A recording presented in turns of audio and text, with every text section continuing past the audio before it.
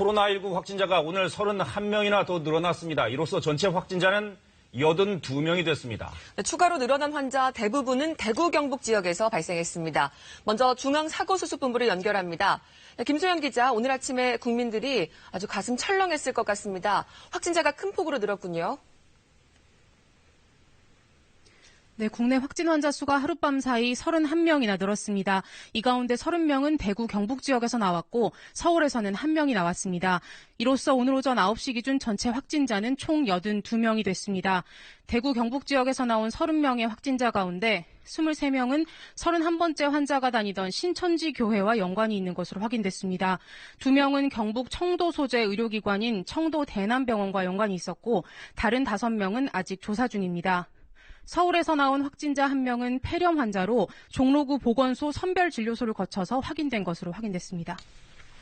네, 대구 경북 지역에서 이렇게 한꺼번에 확진자가 나오는 상황이 다소 좀 충격적인데 지역사회 전파가 시작됐다 이렇게 볼 수밖에 없겠군요.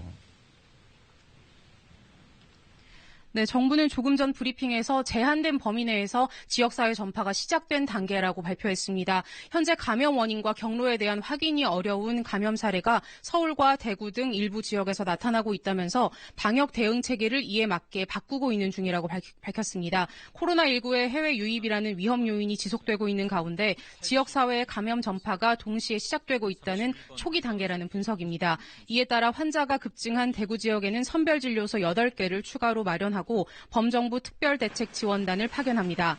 또 신천지 교단의 협조를 받아서 교인들이 자가격리 상태에서 검사를 받을 수 있도록 할 계획이라고 밝혔습니다.